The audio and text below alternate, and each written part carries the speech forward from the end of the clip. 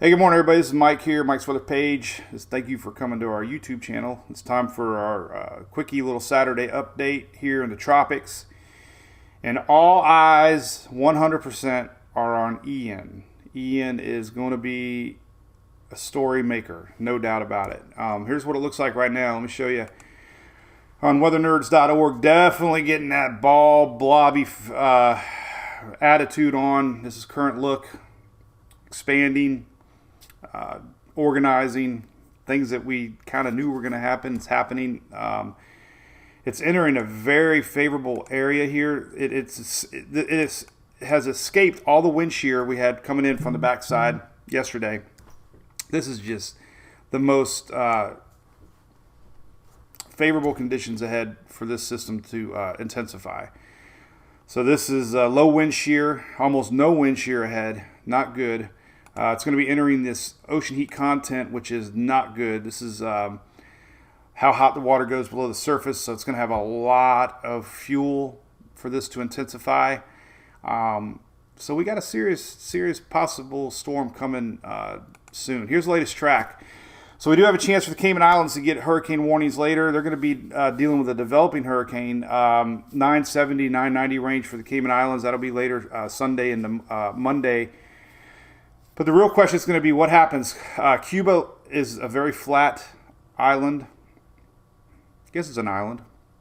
Not a lot of mountains on the western parts of Cuba. So not expected much weakening. And these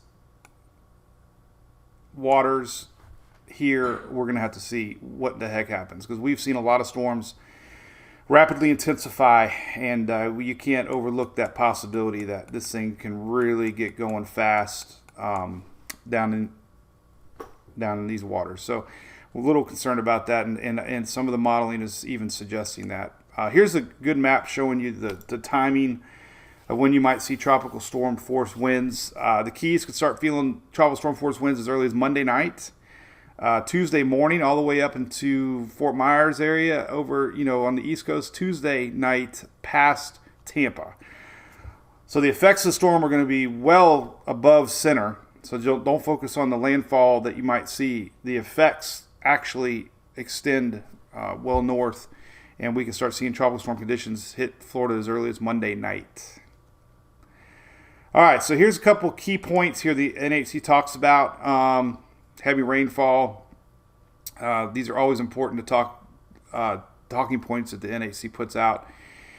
But they're already warning people. Possible rapid intensification, major hurricane strength, significant surge, hurricane winds, heavy rainfall. These are things that are definitely they're starting to hint at. And of course, they're talking a lot about the intensity, and they're talking about the track. The track has been kind of solid, I will admit. When I woke up at 5 o'clock to see the 5 o'clock update, we did not get a really big shift. This is the latest track showing, close to Bradenton, Sarasota there if you were to follow the center line. However, they stress, do not follow that black line, that anywhere in that cone is where they could anticipate the center could go. So don't focus entirely on this center line. We're going to get a new update at 11 o'clock a.m. today. We'll see. They're hinting about another little track change to the west. Couple notes, though. We do have this frontal line up here coming. So there are models that are suggesting a couple things. One, if this thing were to keep on going north, we could see some weakening. We have wind shear and we have dry air from that frontal line that could get wrapped around it. So there are some models suggesting a little weakening if this thing were to stay over in water. That could be good. It'd still be in a hurricane, but could be a little weakening. The other thing that we're seeing trends are, and I'm going to go into it more, but we're starting to see this thing slow down a little bit, possibly, and bring a little bit extra rainfall. Steering currents are going to become a little bit weaker, possibly down into Friday, Saturday, let's say. So that's a possibility. But the important thing I wanted to note on this cone more than anything, I just shared it. The NHC has their data points set up in intervals of 24 hours. So right here, let me just draw it out here. Right here is Wednesday at 2 a.m. And, here, Wednesday, 2 a.m. And they're showing 115 miles an hour winds. I know you can hear that click. I'm going to work on a little less clicking mouse. Then they're showing here Thursday, 2 a.m. and I'll try not to click, 100 mile an hour. So 24 hours, trek. But the important thing to note here, and I've stressed this in the years past, is the big question mark is what happens here at landfall. Obviously, it's going to weaken after landfall. But my thing, I always question, and I've been vocal, it would be nice to see a landfall projection, because this is strengthening it. It's 115 here, 100 here, but what does it do to here? If it's continuing to strengthen, then we can see a little stronger system. So it's deceiving. I've heard people say, well, it's only going to be 100 near me. Well, that's because landfall, obviously it's going to weaken a little bit, but we're not going to see a lot of weakening, unfortunately. Florida's flat, and we can see hurricane conditions extend well inland. These are your latest spaghetti models on Tropical Tidbits. Man, we got high confidence of this thing right now. That Florida West Coast kind of locked in. Doesn't get much more confident this far out as far as a range goes. All this data gets plugged into the models, upper air, jet stream information, Hurricane Hunter information. So all the models are, updated, and we'll get a new run of these models soon, actually. Another model here on Tropical Tidbits. These are all on tropicaltidbits.com, by the way. Everything I'm using in today's show is tropicaltidbits.com. You can access a lot of that from my site to link there to check it out. These are your intensity models. I usually don't share them too much. They bounce around a lot, but what I am seeing is high confidence here that we're going to see. This is category 2, but a large modeling consistency here that we could see something even into 3, even 1 or 2 touching 4. Latest Euro, let me just show you this for our Cayman friends real quick. The latest Euro is a good model. We're going to show it. The system could be developing near the Caymans. This is showing 1,000 millibar, not bad. The Euro sometimes underestimates intensity, I've found over the years. So, we could definitely see anything from 970 upwards. I've seen a couple models. So pay attention down at Caymans. Here's the latest track on the Euro, though. Let's zoom in a little closer. The Euro has indeed caught up a little bit on the track. It's bumped up a little bit, which, we want to see consistency. The Euro's bringing it up a little bit.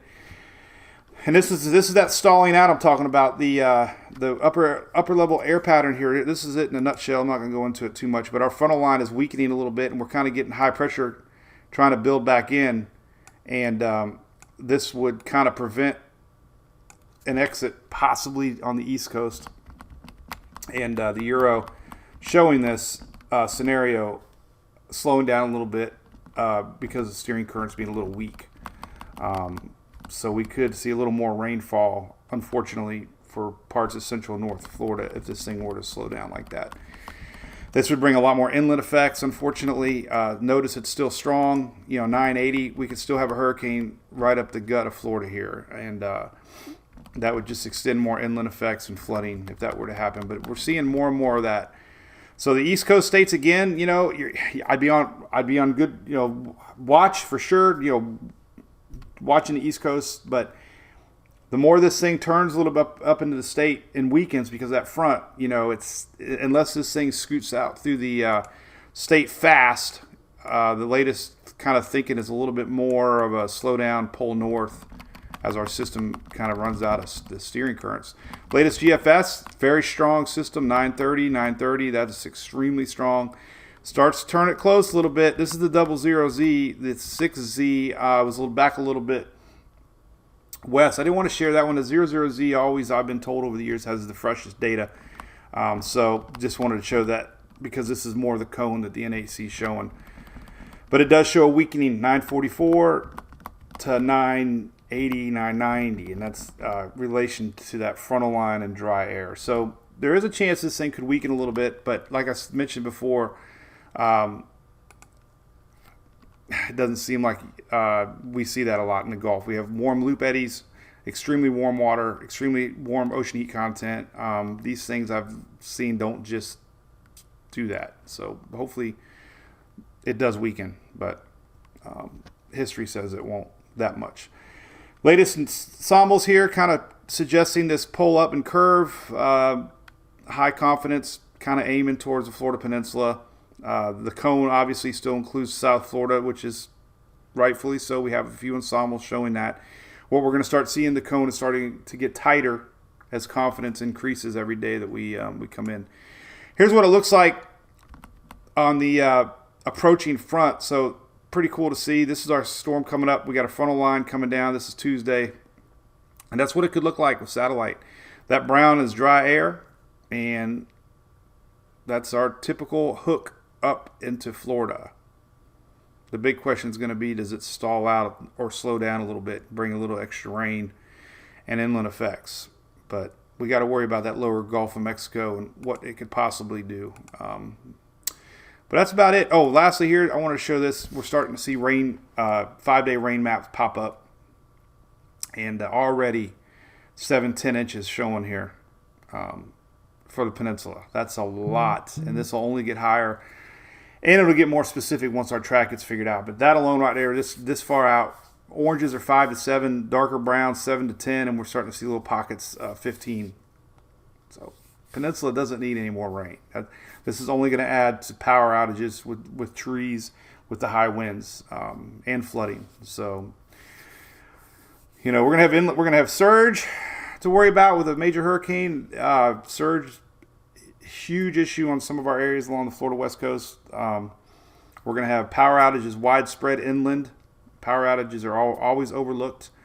We have a supply chain issue with some of the components for restoration of power, so we could see longer, prolonged power outages for some folks.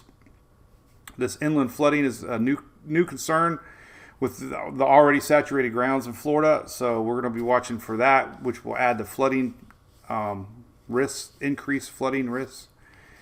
And of course, we always have the threat of tornadoes with squall lines coming in off that Gulf of Mexico. Always see tornadoes with these, so it's shaping up to be a pretty big deal, Florida. Very, very concerned for my state. And a little bit of concern for the lack of attention that some folks are taking to this. So hope I'm wrong. Hope it weakens. But we'll get a new update 11. And, you know, it's not 100% yet. But, man, we're within a 3 or 4 day window here to really think about what if. So, all right. So we're going to be live here in a little bit. You can always go back and replay the lives. And I'll definitely do another one of these little quickies this afternoon after the afternoon models come in. Okay? All right, so thanks for coming. Make sure you subscribe to my YouTube channel. We'll keep this going all through winter, fall, spring, and especially hurricane season. All right, see ya.